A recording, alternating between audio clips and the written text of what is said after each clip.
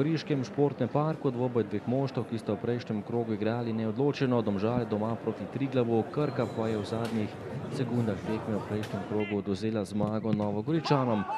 Tole je prva akcija tekme in najprej nevarni Domžalčani. Stres je pripravil Parkera, na koncu na pravem mestu goriški vratar Kordas.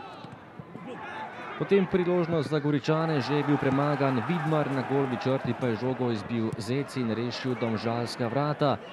Ostalo je pri začetnem izidu, do konca prvega dela pa je pobudo imela predvsem novogoriška ekipa. Lepa kombinacija domačih, Koda je že premagal Vidmarja, Zec pa je tole žogo izvrstno rešil tik pred golovo črto.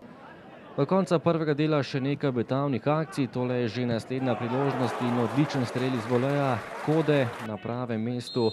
Še enkrat Vidmar, ki je imel spet veliko dela ob temle prostem strelu, a tudi tokrat je žogo uspel izbiti.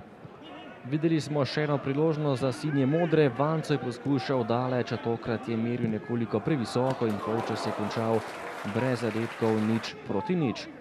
V drugem polčasu še naprej boljše nadaljevanje Novogoričanov, tole je že prva priložnost. Najprej je Vidmar žogo uspel izbiti, potem pa še enkrat obetavna akcija Kode, ki je bil spet izjemno dobro razpoložen. Tudi Vidmar pa je imel dober dan in žogo je tokrat izbil le v kot za Gorico.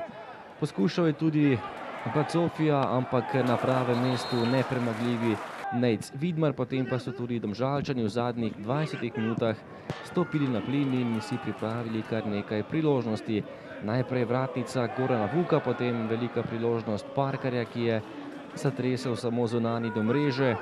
Še ena priložnost pa tokrat za Domžale pred koncem tekme. Dolga žoga pred vrata, najvišje skočil Zec, Banovič pa je prišel do odbitja žoge in zadev še na drugi tekmi zapored ter popeljal Domžale v prednost v 88. minuti. Prednost za rumene. Domžalčani so bili na pragu zmage, ampak potem je prišel še sodniški podaljšek in izjemno razburljivo dogajanje. Najprej je poskrbel za izenačenje Ndiaye, tekla je 91. minuta.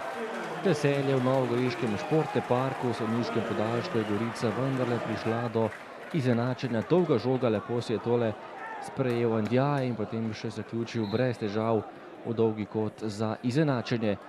In potem še povsem zadnja akcija tekme, lepa žoga z desne strani, potem le preigravanju Janže, na drugi vratnici pa je bil na pravem mestu Alex Pikler in poskrbel za prednost Domžal 2-1. To je bilo hkrati tudi zadnje dejanje tekme, natančen strel Piklerja, ki je prinesel 3 točke Domžalam v športnem parku.